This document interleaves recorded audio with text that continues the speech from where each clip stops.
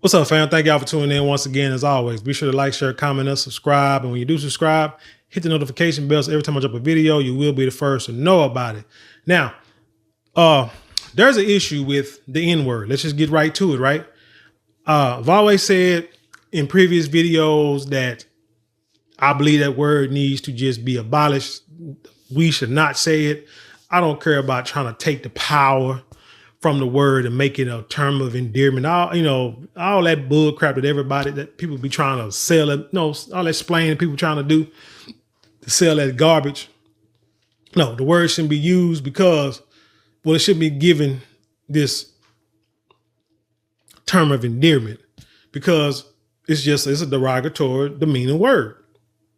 I said before, we're hearing rap music. Hey, I grew up on rap music.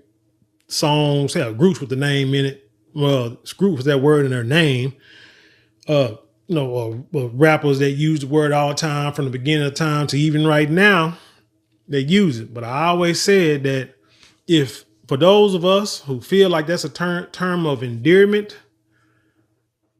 in your rap lyrics, replace that word with king or brother or sister or queen and see if it resonates the same. Because the majority of the time you use that word, we use that word, black folk, it's because we talking at somebody. We upset. We pissed off about something. We trying to curse that person out. Let's just be honest. Let's just not bull corner. But anyway, I say that to say this because there's a story that I see at the AtlantaBlackStar.com, and it reads, I just blew that N-word's head off. 3 white men who chased, gunned down black man in Florida escaped hate crime charges. And I'm going to tell you how they escaped the hate crime. I'm going to tell you why I understand they escaped the hate crime charges. It says 3 white men who pleaded guilty to charges linked to the murder of a black man in Jacksonville, Florida, are being sentenced this month for their roles in his death. Ron Nichols, Daniel DeGuardia, and Holden Dolson. Man, somebody's dad was lazy in naming him. Were all arrested after the body of 39-year-old Gary Jackson was found behind a dumpster on May 2nd, 2023. According to police, all 3 men were seen chasing the victim in a vehicle after 2 a.m. that morning. At one point, as Jackson attempted to hide behind a dumpster, Nichols jumped out of the car and chased him on foot. Shortly afterwards, Nichols was seen getting back into the car, and the group left the scene. Police found Jackson's body later that morning with multiple gunshots. All 3 men were arrested the next day. Nichols, 20, was charged with second-degree murder and tampering evidence, while DeGuardia and Dodson were charged as accessories after the fact. Last week, a judge sentenced Nichols to 40 years in prison. Very good. I don't know why I didn't get the death penalty, but who knows about, this state. Dodson and DeGuardia both testified during Nichols' sentencing. So they may get a plea deal. Might get a little, Dodson said that they were all drinking and doing cocaine the night of Jackson's murder. Dodson and Nichols were the only ones who were armed. According to Dodson's testimony, Nichols was the one who started chasing Jackson, and after a brief pursuit, he came back to the car and accused Jackson of stealing his gun. What? The guard said that's when they got into the car. Nichols told him where to drive. Jasper, Texas. I remember this story. God, I can't think of that man's name, that brother's name. My gosh. I could see his face. Same thing. White boys in the truck was friends with this brother I'm sorry, I shouldn't even use that word. But they hung with this brother. I guess they was drinking, doing whatever, and somehow they tied a rope around his neck and drug him down. Bird. I forgot his name, but it's James Bird.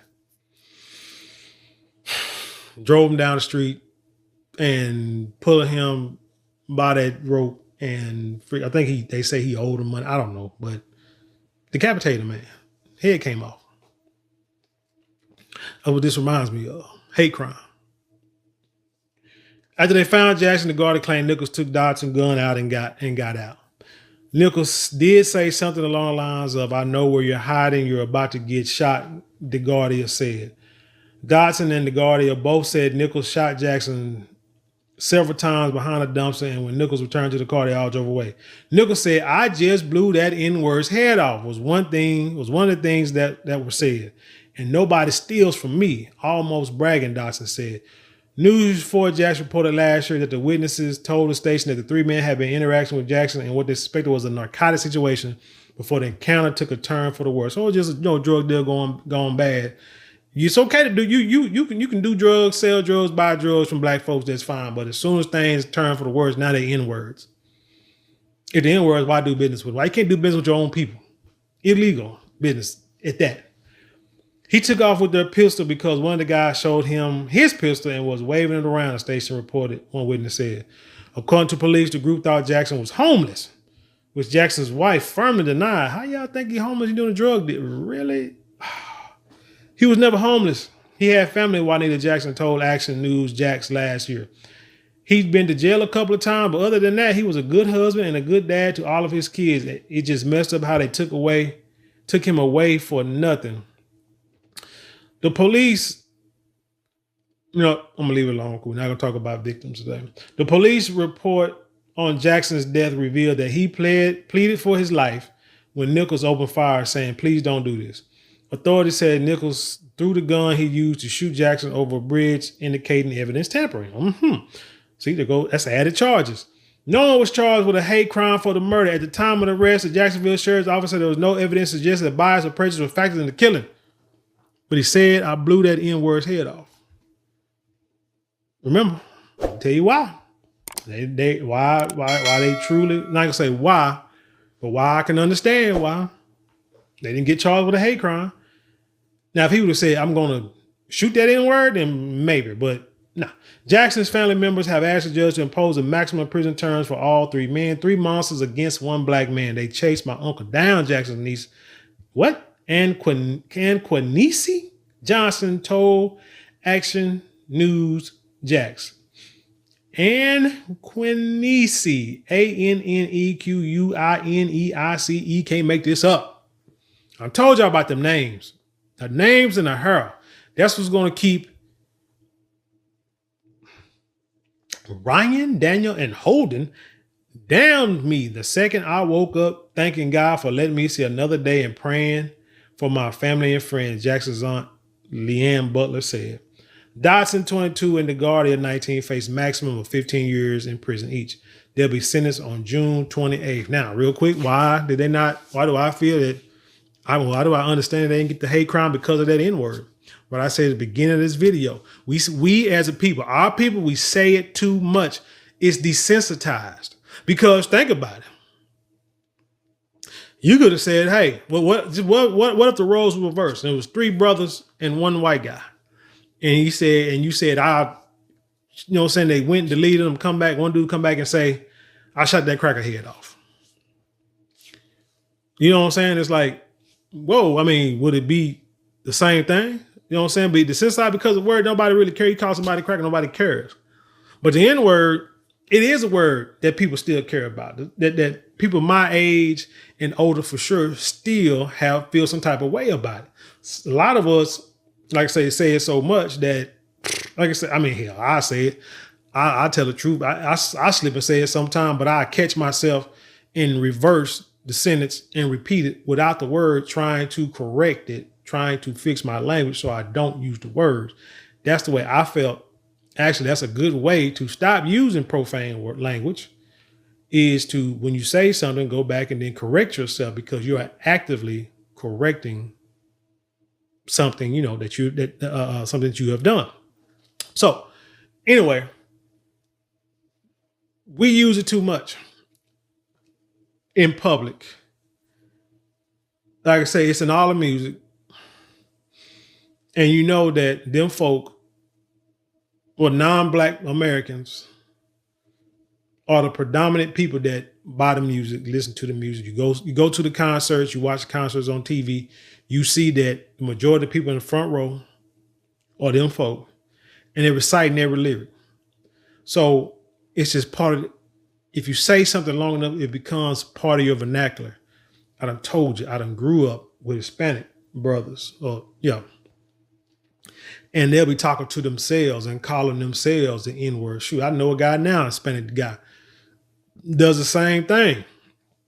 Just talking and talking about people and just use that word. Now, you have some people say, well, black people say, you know what I'm saying? That black boy called me this, an N-word. So I say, hey, you an N-word. Anybody can be an N-word. Man, miss me with that. Don't want nobody saying it. Ain't no, I'm saying? No, ain't nobody else you can be an N-word. I can be no. Heck no. We don't want that. That word is used.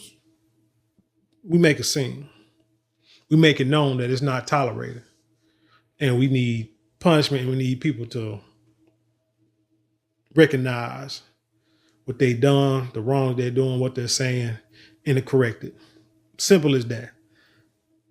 And that could be the reason why a judge who could probably be a bigot or racist himself can say, well, hey, can't really say that's that they was racist because it's say it all the time. They probably hear it all the time. It's in the music.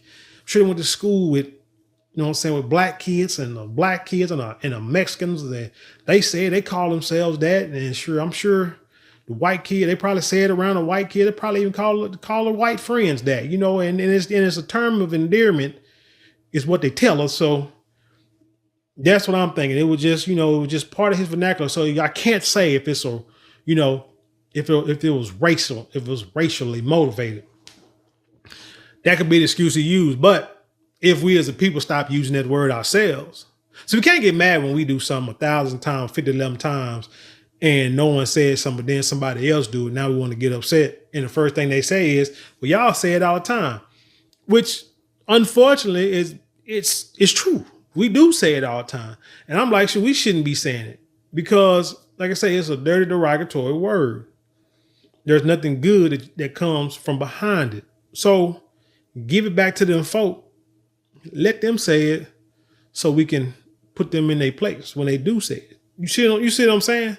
Because every time we say it and there's other people around, I'm like, God, we just giving them ammunition to say, hey, y'all say it all day. I hear it all the time. It's just slipped. I apologize.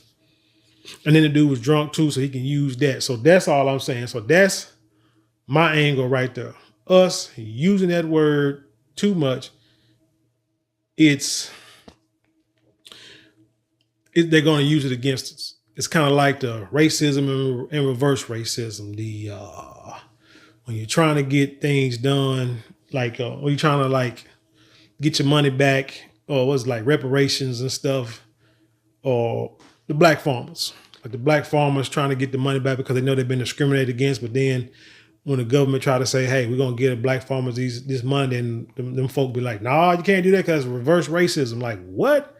But y'all took for us. Well, sorry, but you can't do that. I'm sorry for that. And that had nothing to do with me, but it's reverse racism. It's like, dang, what the hell? Things will never go your way until you figure out a way to fight it. That's why they said don't use black folk. You use like Foundation of Black Americans or ADOS or Black Americans, lineage based, like lineage based, not necessarily we're going to give the money back to black farmers, but you can say, hey, anybody who was the descendant of, let's say, this person associated with this farmer back in the 1950s.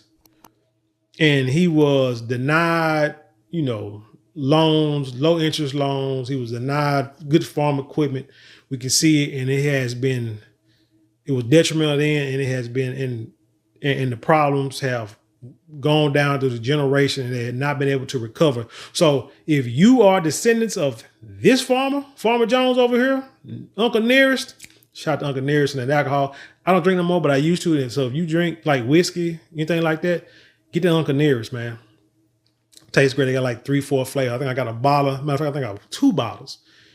Or did I give one away? But I know I got like 1 bottle, like a limited edition bottle up in there that I have like a couple years. I ain't going to drink it. I may tip it one day, like for a celebration or something one day, year down the line. I don't know. We'll see. Maybe when I go 100% vegan and get back down to like 205 pounds, something like that, then I might just take a little shot and then, then give it away. I don't know. But anyway, yeah, if you like all the descendants of, you know what I'm saying, Uncle Waiters or Uncle George Govan or whatever, and we know what he went through, and what he went through is causing y'all are still feeling the ramifications that you are entitled to this much money. That's how you gonna do it. That's how you gonna do it. But that's a whole nother story. Take that, run with it, whatever. But anyway, with that being said, tell me what you think about this story. Leave your comments below. Share it with the world. Let's have a dialogue. You know how we do around here. Hey, you want to support the channel. There's 4 ways you can support the channel non-monetarily that don't cost you a dime, except maybe a couple of minutes out your day. That's like, share, comment, and subscribe. If you do want to help support monetarily, you can give super thanks, super chats, or go to the description box. There are links there that you can click on, and you can help support that way. As in like going to Marlon Morale, there you can buy products. You know what I'm saying? Use your money instead. You don't just want to just give. You know what I'm saying? You can purchase some tangible products like perfume, cologne. Like I said, I got the Ochoko for men. This is like blue Ochoko. If y'all want to know, that's Choctaw meaning blue. That's what that means. So I mean, you know what I'm saying? It is what, you know what I'm saying? Take it as you may.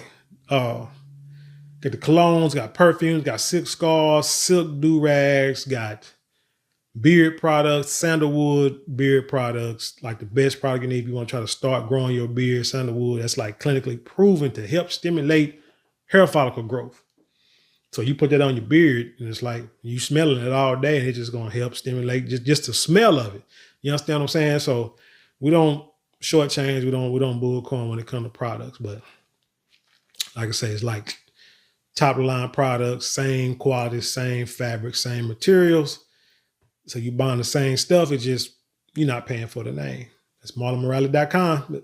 With that being said, I leave you in peace, and I'll see you on the other side.